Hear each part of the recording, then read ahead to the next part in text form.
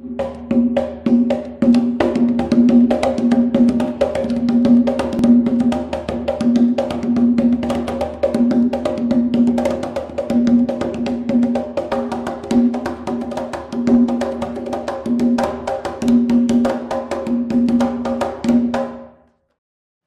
noite a todos, sejam bem-vindos à nossa casa, que Oxalá abençoe, desejar um excelente estudo para todos nós. Eu costumo dizer que o estudo é o alimento para a nossa alma, da mesma forma que nós tomamos água quando temos sede, nos alimentamos quando temos fome, é necessário alimentar a nossa alma. Então, que esse estudo de hoje seja um alimento para a tua, para a minha, para a nossa alma, para você que está aí onde você estiver agora, do outro lado do mundo, ou aqui no estado, aqui na cidade, ou em alguma cidade pertinho de nós, seja bem-vindo, fique conosco e que Oxalá te abençoe. Vamos lá.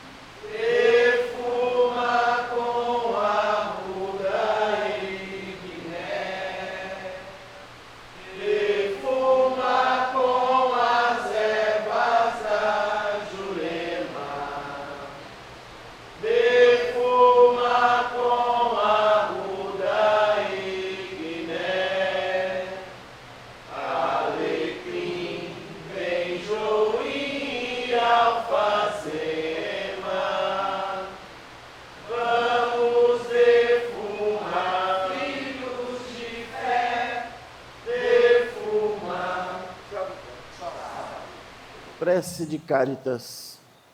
Deus nosso Pai, que sois todo poder e bondade, dai força àqueles que passam pela provação, dai luz àqueles que procuram a verdade, e ponde no coração do homem a compaixão e a caridade.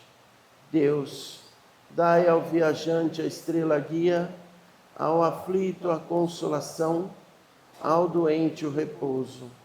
Pai, dai ao culpado arrependimento, ao espírito a verdade, à criança o guia, ao órfão o Pai. Que a vossa bondade se estenda sobre tudo que criastes. Piedade, Senhor, para aqueles que não vos conhecem, e esperança para aqueles que sofrem. Que a vossa bondade permita aos Espíritos Consoladores derramarem por toda parte a paz, a esperança e a fé. Deus, um raio, uma faísca do vosso divino amor pode abrasar a terra. Deixai-nos beber na fonte desta bondade fecunda e infinita, e todas as lágrimas secarão, todas as dores acalmar-se-ão. Um só coração, um só pensamento subirá até vós, como um grito de reconhecimento e de amor. Como Moisés sobre a montanha, nós os esperamos com os braços abertos. Ó bondade, ó poder, ó beleza, ó perfeição. Queremos de alguma sorte merecer vossa misericórdia. Deus, dai-nos a força no progresso de subir até vós. Dai-nos a caridade pura. Dai-nos a fé e a razão. Dai-nos a simplicidade que fará de nossas almas o espelho onde refletirá um dia a vossa santíssima imagem. Que assim seja. Deus Pai, Criador de todas as coisas, mais uma vez nos colocamos na Tua presença, agradecidos pelo dia de hoje, por tudo que foi vivido, pelas bênçãos, pelos desafios, e rogamos a vós que permita que o nosso amado amigo e irmão, Dr. Bezerra, esteja conosco nesta noite, com a vossa grande comitiva do bem, da luz e da caridade, nos auxiliando no caminho à evolução. Que assim seja. Se pôs a falar contra Deus. Leitura do livro de Números, número 21, versículos de 4 a 9. Naqueles dias, os filhos de Israel partiram do Monte Or, pelo caminho que leva ao Mar Vermelho, para contornarem o país de Edom. Durante a viagem, o povo começou a impacientar-se e se pôs a falar contra Deus e contra Moisés, dizendo: Por que nos fizeste sair do Egito para morrermos no deserto? Não há pão, falta água e já estamos com nojo desse alimento miserável. Então, o Senhor mandou contra o povo serpentes venenosas que os mordiam, e morreu muita gente em Israel. O povo foi ter com Moisés e disse: Pecamos, falando contra o Senhor e contra ti. Roga ao Senhor que afaste de nós as serpentes. Moisés intercedeu pelo povo, e o Senhor respondeu: Faze uma serpente abrasadora e coloca-a como sinal sobre uma haste. Aquele que for mordido e olhar para ela, viverá. Moisés fez, pois, uma serpente de bronze e colocou-a como um sinal sobre uma haste. Quando alguém era mordido por uma serpente e olhava para a serpente de bronze, ficava curado. Que assim seja. Nosso evangelho de hoje, ele é um tanto diferente. Primeiro, que ele não sai do livro dos 4 evangelistas.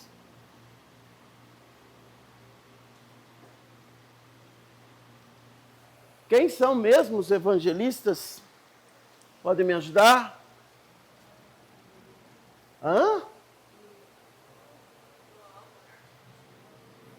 João? Marcos? Mateus? E Tião? Quem? Ainda não. Lucas. Isso. E Lucas.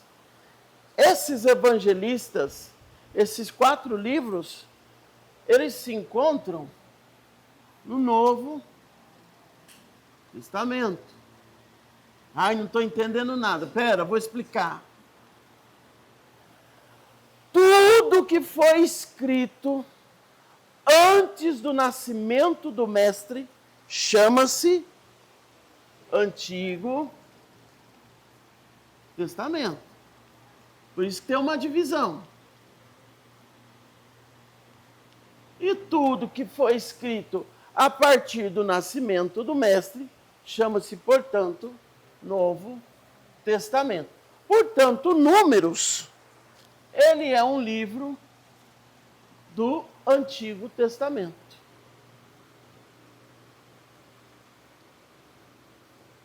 Então, na verdade, ele não é um evangelho, porque evangelhos são esses 4 aqui. Não sendo nenhum desses 4, eu não posso dizer que ele é um evangelho. Posso dizer que ele é uma leitura do texto bíblico, mas não é um evangelho. Entendeu? Logo, quando fala de Êxodo,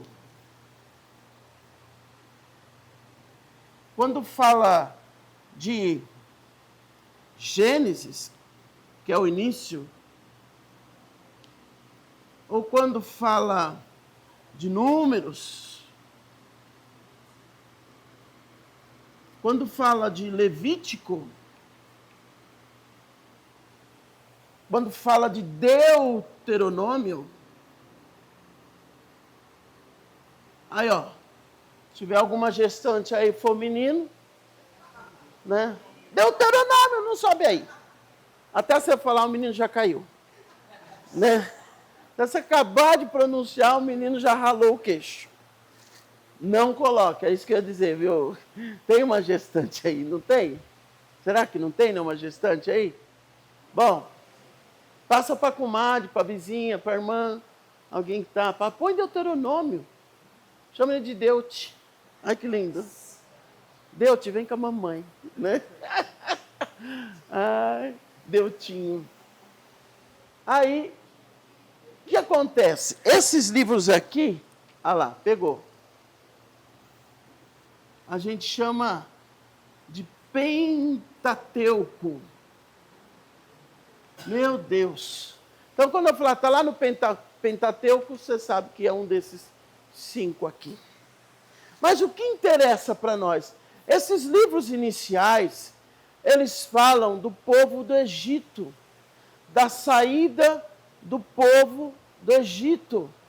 Eles falam do povo de Israel. Então, esse povo que aqui está reclamando, olha lá, naqueles dias, os filhos de Israel partiram do Monte Or pelo caminho que leva ao Mar Vermelho. Percebe que eles estão numa travessia, eles estão numa caminhada, eles estão fazendo um trajeto. Olha que interessante. Para contornarem o país de Edom. Durante a viagem, o povo começou a impacientar-se. Olha que palavra interessante, né? Impacientar-se. Alguém já tinha escutado isso? Impacientar-se. Diferente, né? A gente diria hoje em dia, né? Começaram a perder a paciência, né? Começaram a ficar sem paciência. Então, começaram a impacientar-se. Aí outra palavrinha que até acabar de falar, a pessoa já explodiu, né? E aí se pôs a falar contra Deus. Ou seja, esse povo que cá está havia saído da escravidão. Eles haviam saído de uma vida de escravidão, eles eram realmente escravos. Eles viviam no cativeiro. Eles viviam como serviçais, forçadamente, das mais inúmeras humilhações que vocês possam imaginar. E há momentos na vida que nós parecemos estar nessa situação de escravidão, de cativeiro e de serviçal. Uns porque permitem e não reagem diante do que está sendo feito, então são extremamente permissivos. Outros porque nem sequer percebem que estão vivendo no regime ou numa situação de escravidão. A pergunta é: tem alguma situação na sua vida que quando você olha, você consegue perceber que é uma situação de escravidão? Você está sendo forçado, forçada. E o que acontece? Esse povo, ficando impaciente, começa a falar contra Deus. Também começa a falar contra Moisés, que conduzia esse povo. Sempre que eu escrevo Moisés, eu lembro daquela, a minha errata, né? Foi lá no outro prédio lá, você entra lá, né? Esqueceram, como é que fala? Esqueceram, né? Aquele objeto que põe a criança, lembra? Aquele objeto que põe a criança, e estava já apagando a luz. Falei, gente, alguém esqueceu um Jacó aqui. Não é... Que Jacó, pai? É aqui. Eu falei, não, é Moisés. Falei, pelo amor de Deus. Tudo igual, Jacó, Moisés, né? Então eu escrevo Moisés, eu lembro do Moisés, que não é Jacó. Mas tudo bem. Se bobear, vira até Josué, né?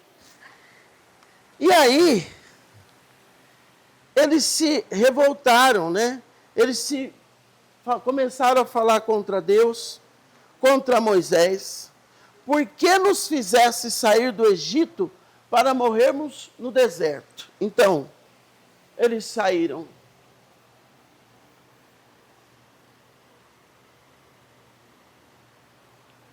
Do Egito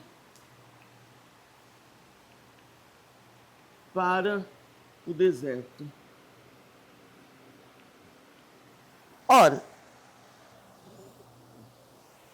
essa pergunta que eles fazem, nos dias atuais nós também fazemos. Porque nós não entendemos o plano de Deus na nossa vida. Toda vez que nós somos retirados de uma situação de escravidão, aquele início, ele é muito pesado. Ao mesmo tempo que alguém termina um casamento, do qual esse casamento fora um inferno, uma vida de humilhação, de agressão, de tristeza, de sofrimento, de escravidão. Naquele começo, acreditem, por mais libertação que pareça, sofre. Maluco, né? Olha que maluco. Por mais libertação que pareça, sofre. Quando alguém perde um trabalho, mas que também já não tinha mais gosto de ir para lá, que já não tinha mais entusiasmo, motivação para ir para aquele lugar, para ficar na companhia daquelas pessoas, mas perde aquele começo, aquela travessia é terrível. Então, a gente sempre tem, durante a nossa vida, mesmo que seja saindo de uma situação de escravidão, a gente sempre vai nos deparar com o novo e muitas vezes exigir desse novo algo que se resolva do dia para a noite. Nós não temos paciência com a situação e nem mesmo com a gente. Olha que maluco. O que acontece aqui? A partir do momento em que ele diz que começou a perder a paciência, alguém já perdeu a paciência na vida aqui? Alguém já perdeu? Né? Todos nós, né? Já perdemos. Tem alguém, tem uma mente que está ecoando aqui na minha cabeça, falando assim, eu perco direto. Eu perco direto. Né? Todos nós perdemos a paciência. Então veja, está havendo uma libertação. Estamos numa travessia. Eu não entendo porque a minha vida está desse jeito. Meu querido, veja onde você estava. Veja onde você está. Veja o caminho que você está trilhando agora. Tenha paciência. E muitas vezes, das coisas que nos acontecem, que nos acometem pelo caminho, nós também nos viramos contra Deus. E também nos viramos contra as pessoas próximas. Por quê? Porque a gente quer achar culpados, né? A gente quer achar culpado. A gente nunca faz a autoanálise. Eu preciso achar culpados. Tu precisa achar culpados. Nós precisamos achar culpados. Então, os culpados nesse momento da história aqui era Deus e Moisés. Se nós formos olhar que esse povo estava na escravidão, foram libertos, mas precisavam ir para uma terra longe, e para ir para a terra longe precisava de travessia, e a travessia não é fácil. O que é melhor? De ganhar a liberdade e fazer a travessia para um outro lugar distante, ou ficar no regime de escravidão? Muitas vezes nós não tomamos decisão porque sabemos da travessia. Sabemos do que vamos enfrentar pelo caminho e não queremos. Eu vou ficar aqui mesmo, na minha zona de conforto. Eu já falei para algumas pessoas, se você for reclamar de novo, por favor, não reclame, não toque nesse assunto comigo. Porque você vem aqui, você fala, mas você não age. Você não muda. Porque minha irmã, porque meu irmão, porque meu filho, porque meu pai, porque minha mãe, porque meu marido, porque minha filha, porque minha esposa, tá. Você agiu? Você tomou um posicionamento? Não, então não tocamos mais nesse assunto. No dia que você tomar um posicionamento, a gente volta a conversar. Porque o nosso ouvido também não é pinico, né? Você vem, despeja, volta lá e fica na mesmice. Vem, despeja, volta lá e não reage. Vem, despeja e não faz nada diferente. Você vai me falar para quê? De novo, cara pálido. Não tem lógica. E assim são vocês também para os seus amiguinhos, coleguinhas, comadres, compadres. Se você não for fazer o que tem que ser feito, pare. E reclamar, o que é reclamar?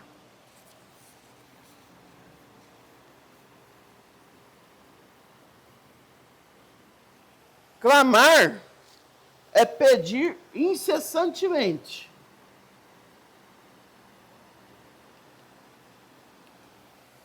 É pedir fortemente. É insistir no pedido. O ré é de novo. É aquilo que se repete.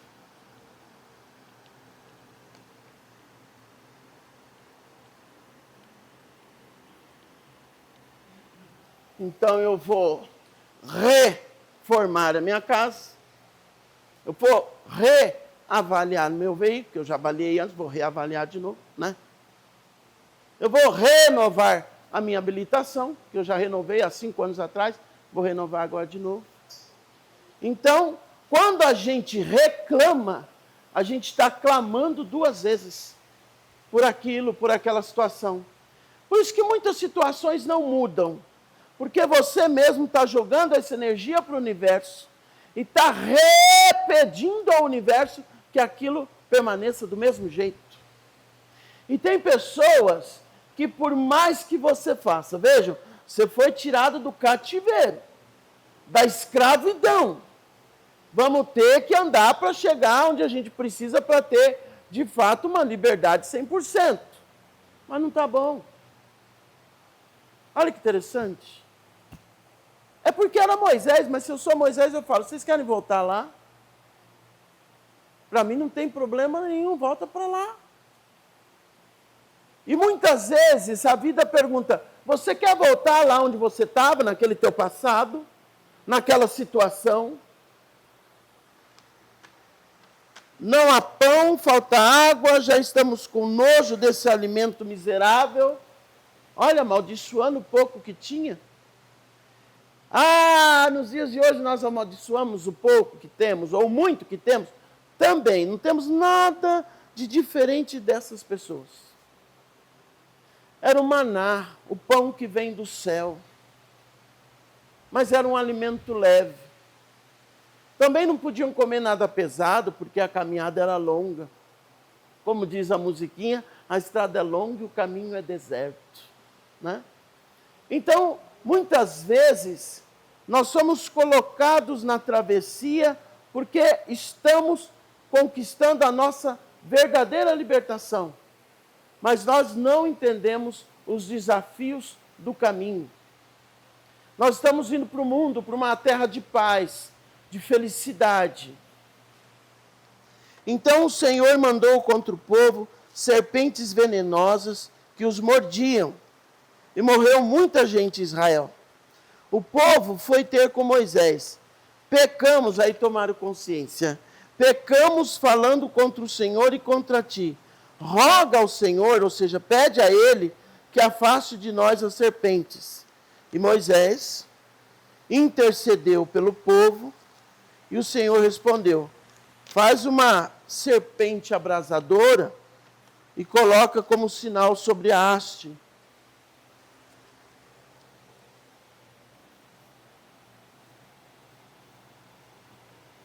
A serpente, ora, ela aparece como sinal de maldição, e ora, ela aparece como sinal de bênção. A pergunta é, nos contos bíblicos, quem foi que ofereceu a maçã a Eva? Serpente, né? Então, naquele momento, ela foi o sinal da enganosidade, né? De ludibriar, de enganar. Vamos dizer que ela foi o sinal de uma maldição. Né? E no outro momento, quando o cajado de Moisés se torna uma serpente, muitos milagres acontecem. Já houve cajado se tornar serpente e ao ser atirado sobre a pedra, jorrar água no próprio deserto.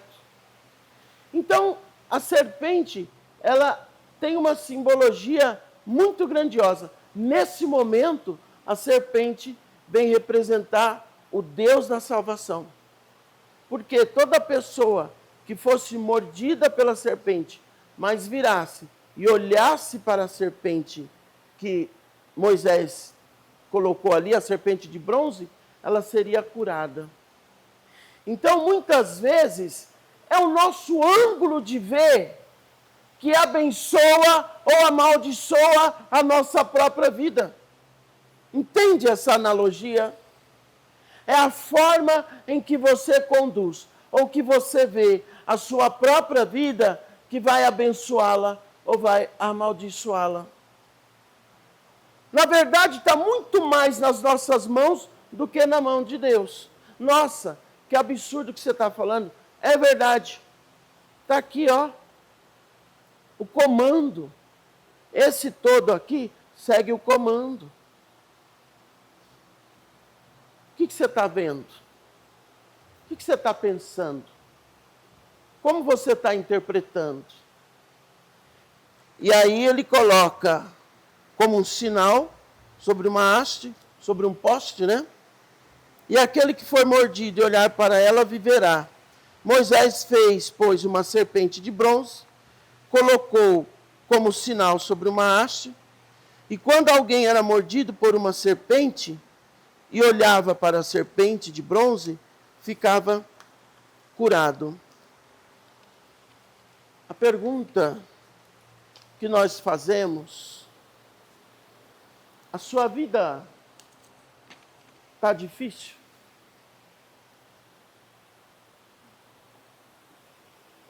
Tem alguns desafios?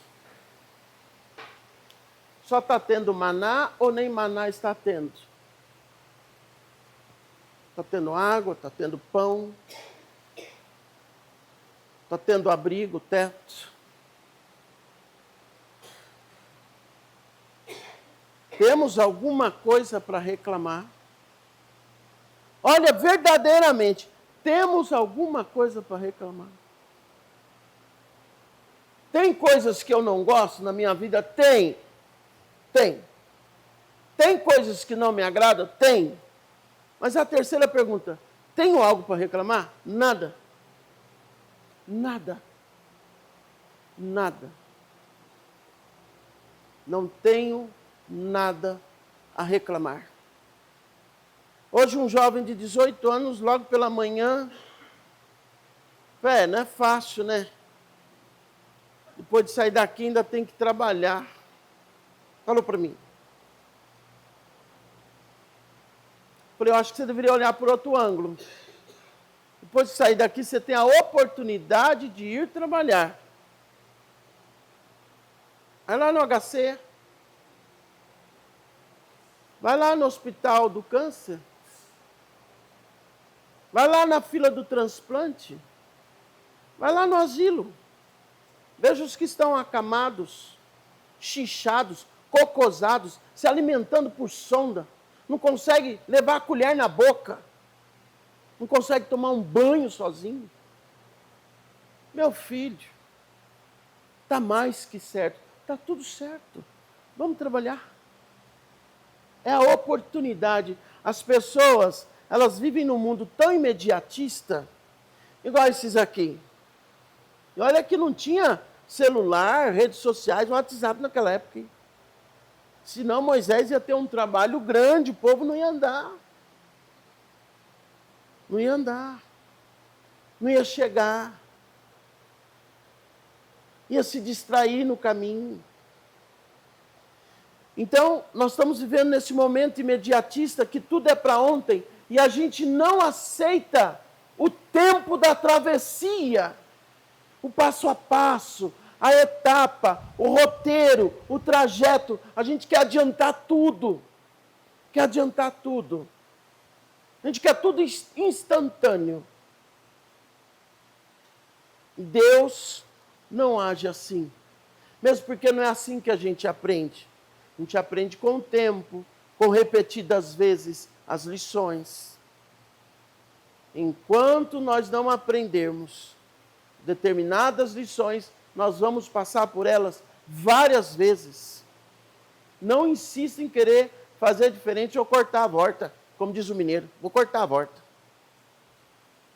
Então que nós, mesmo tendo saído dos nossos cativeiros, ou que nós saiamos, né, dos nossos ciclos de escravidão, há vários tipos de escravidão, né? A escravidão de sentimentos, de medos, de insegurança, escravidão de modo de vida. Às vezes, todo aquele que não vive a vida que realmente quer, mas vive como os outros querem, está num regime de escravidão, porque não vive a si mesmo, sua própria vida. Então não pense que escravidão são só aquelas pessoas retiradas daqui e trancafiadas ali e fazendo trabalhos forçosos. Há vários tipos de escravidão. Então que nós consigamos, né, trazer essa reflexão para a nossa vida. Qual é a escravidão que eu preciso, que eu necessito me libertar? Segunda reflexão. Eu gostaria de voltar àquele meu antigo cativeiro? Jamais. Jamais, não é? Eu não gostaria. Eu já tive cativeiros. Eu já estive em cativeiros. E eu não desejo nem para mim, nem para ninguém. cativeiros da alma, em que nós conseguimos sair de lá e nos libertar de lá. Então eu desejo que você tenha paciência, que você não venha impacientar a sua vida. Respire, conte até 1000, faça uma prece, fale com Deus, procure um amigo, uma amiga, procure algo que te faça refrear, que te faça respirar com mais leveza. Porque a travessia não é fácil. Não é fácil. Tem dia que vai faltar água, sim. Tem dia que vai faltar pão, sim. Mas se você sabe para onde você está indo, você não desiste da viagem. Esse que é o interessante.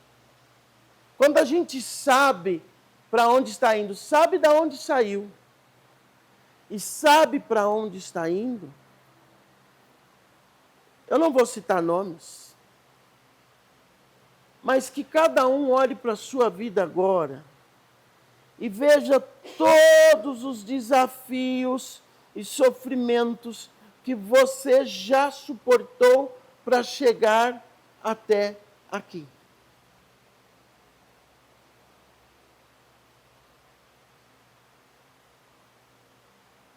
Não foram poucos, eu tenho certeza. Cada um de nós aqui temos histórias para contar. Ficaríamos a noite toda.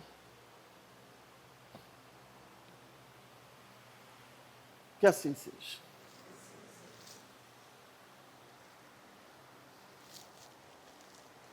Tem um pensamento que diz: eu agradeço a tudo que eu vivi antes, a tudo que eu fiz e fui antes, porque foi tudo isso que me fez, que me permitiu se tornar a pessoa que eu sou hoje, né? Então nós temos que agradecer pela travessia. Que assim seja. Deus, Pai, Senhor, Criador de todas as coisas, nós nos colocamos nas Tuas mãos, para que Tu possas, nesta noite, renovar a nossa esperança, a nossa coragem, o nosso entusiasmo, renovar a nossa fé, mesmo diante dos desafios e das nossas fraquezas. Ensina-nos a não reclamar, mas a falar de amor, a entrar em conexão contigo, com o céu, com o nosso céu interior, com a nossa alma, e nos liberta de todas as amarras, de todos os grilhões, de todas as correntes, das escravidões que nos perseguem. Que assim seja. Vamos agradecer a Deus, nosso Pai, pelo dia de hoje, pelo alimento para a nossa alma, que cada um de nós possamos ganhar forças para a nossa caminhada, para a nossa travessia, para onde Deus quer nos levar e quer nos conduzir. Deus sabe tudo o que é melhor para cada um de nós. Muitas vezes não entendemos os acontecimentos da vida, mas Deus sabe o que Ele está fazendo. Agradeçamos nosso amado irmão Bezerra, sempre presente, que retorne às vossas moradas santas, com todos os seus benfeitores, consoladores, com todos aqueles que trabalham ao serviço do bem. Que assim seja. Pai nosso, que estás no céu, santificado seja o vosso nome. Venha a nós o vosso reino. Seja feita a vossa vontade, assim na terra como no céu. O pão nosso de cada dia nos dai hoje. Perdoai as nossas ofensas, assim como nós perdoamos a quem nos tem ofendido. E não os deixeis cair em tentação, mas livrai-nos do mal. Amém. Que Deus Pai nos abençoe, em nome do Pai, do Filho do Espírito Santo. Amém. Pessoal, não se esqueçam de trazer o milho de pipoca, tá? Nós continuamos pedindo o milho de pipoca. Tem umas caixinhas ali, chega, coloca lá, e que cada grão seja uma bênção na tua vida, na nossa vida. Bom? A bênção quem é de bênção. Que assim seja.